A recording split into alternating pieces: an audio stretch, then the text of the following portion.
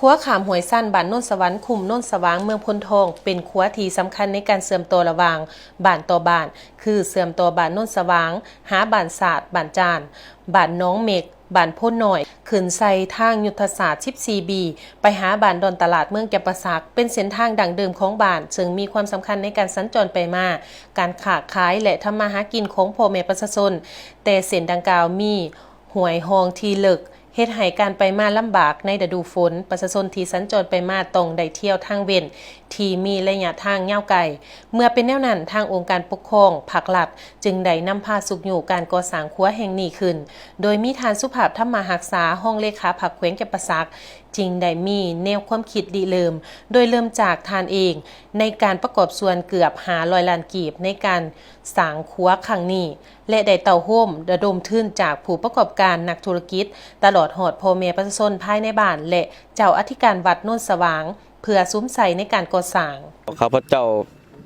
ห้องในบ้านเนาะทานเคนแก้วมกถือว่าบ้านใหญ่พัฒนาโนนสวรรค์เนาะถือว่าแผนพัฒนาเศรษฐกิจสร้างครัวนี่ถือว่าทุนฮ้อนนี่มันได้มาจาก1แล้วก็พ่อแม่ประชาชนนี่มีส่วนร่วมเนาะแล้วก็2แล้วภาครัฐเฮานี่แม่นครัวเล็กเนาะถือว่าผู้ที่นำผ้าสมันทานสุภาพธรรมหักษาเนาะเป็นคนนำผ้าหรือว่าเป็นคนปลุกระลมพ่อแม่ประชาชนสร้างแล้วก็พระอาจารย์เนาะพรไส้ผู้แสนนี่ถือว่าเพิ่นก็อยู่ประจำวัดบ้านนุ่นสว่างของเฮานี้เส้นทางนี่ถือว่าสิได้เชื่อมต่อ1บ้านอาจารย์บ้านดอนศาสตร์บ้านน้องมิกน้องผือจนฮอดเมืองจำปาสักเนาะเส้นทางทุนฮ้อนนี่ในการก่อสร้างนี่ประมาณเบื้องต้นนี่ตื้อ3เนาะตื้อ300 ล้านแต่ว่าเฮายังสิมีการบูรณะถมให้สมบูรณ์เนาะแต่ว่าครัวเฮาสำเร็จนี่สิอำนวยความสะดวกให้แก่พ่อแม่ประชาชนในการเดินทางสัญจรเวลาน้ำขึ้นน้ำคลองมามันก็สิได้สะดวกเวลาเฮาไปมาเนาะแต่ก่อนมันก็สิยุ่งยากหลายเวลาน้ำขึ้นเฮาจะบ่ได้เที่ยวทางนี้เฮาสิได้เว้นเข้าทางบ้านดอนศาสตร์เนาะถือว่าเฮาสมบูรณ์แล้วนี่ก็ถือว่าก็ดีเนาะคันว่าถ้าเป็นไปได้เนาะถือว่าภาคส่วนต่างๆหัวหน่วยธุรกิจที่ว่าได้มองเห็นความหมายความสำคัญของเส้นทางหรือว่าครัวเบตงนี่ก็อยากขอเนาะขอความร่วมไม้ร่วมมือซอยเนาะเพราะว่าเฮาก็ยังหลายภาคส่วนที่มันบ่ทันสำเร็จเดี๋ยวนี้มีแต่ว่าเบื้องต้นเนาะก็สิประมาณนี่แหละติดตั้งแล้วหรือว่าถมก็ได้ประมาณซ้ำนี้สิบ่ทันสมบูรณ์ 100% เนาะก็หนึ่งมาตรการคุณครูบาอาจารย์เป็นธรรมว่าผู้ขาเพราะว่าก็เลยออกห่วงน้ำพอน้ำเมย์อยู่เพราะว่าเงินเพิ่นมาโมทนาเพื่อกะไปว่าเฮ็ดครัวกะมุกดีใจน้ำมาศึกษาน้ำพอน้ำเมย์เพราะว่ามันได้มากอะเลยมุกดีใจก็เลยว่าเมืองเดือมพ่อแม่ก็เลยใต้ก็เลยไปเลยมาเมื่อไหร่เมื่อหน้ามันแบบว่ามันหลายปีหลายมันก็ยากภาษาเคยไต่ไม่ครัวกะครัวคนเดียวมันเลยมีจังสี่แล้วก็ซาถูกนับความคิดความเห็นกับมิตรซ้ำนั่นแล้วไงที่ว่าเสียหายไปเรื่อยๆกับที่ไปเรื่อยๆนี่แหละอยู่ไปแบบเพิ่นผู้ปัวพัฒนากับมันพ่อกับ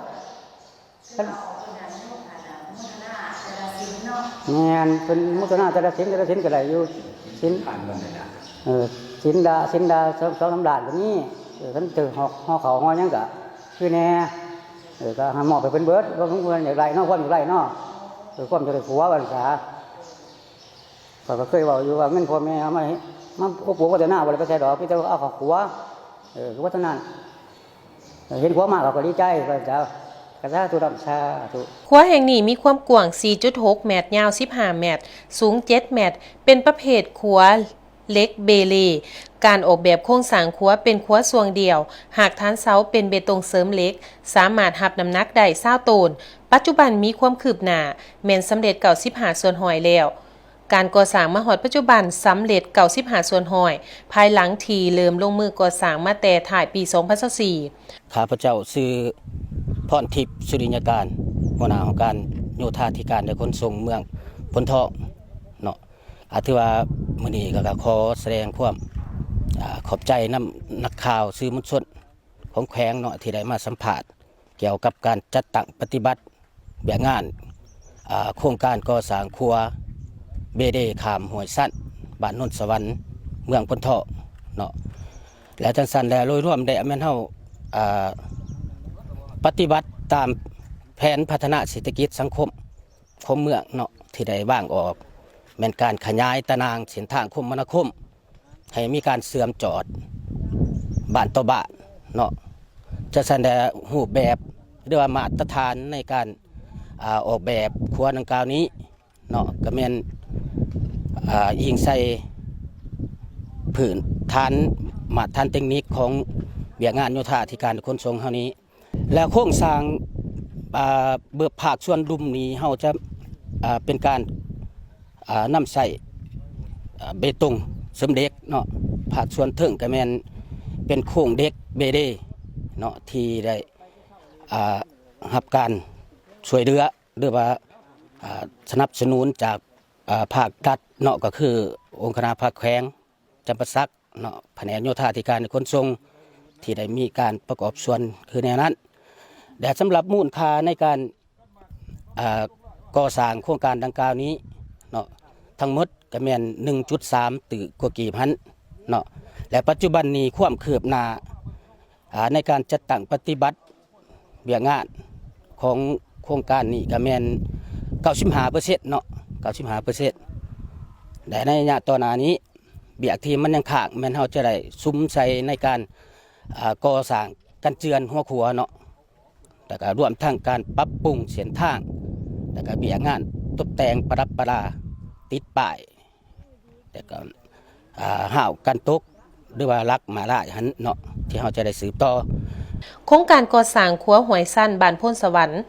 คุมโนนสว่างเมืองพนทองแขวงจำปาสักนี้บ่ได้เพียงการก่อสร้างพื้นฐานโครงล่างทั่วไป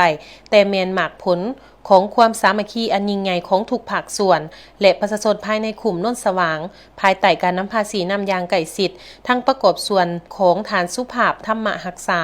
ห้องเลขาผักแขวงจำปาสักบวกกับแห่งศรัทธาเจ้าอธิการวัดโนนสว่างเป็นแกนกลางในการปลุกระดมทุนฮ้อนจากออกตนญาติโยมปัจจุบันมูลค่าการก่อสร้างแมน1.3 ล้านกว่ากีบซึ่งแมนประชาชนได้ร่วมแรงร่วมใจกันออกแรงงานก่อสร้างในทุกๆมื้อและคาดว่าจะได้เปิดน้ำใสอย่างเป็นทางการหลังปีใหม่ลาว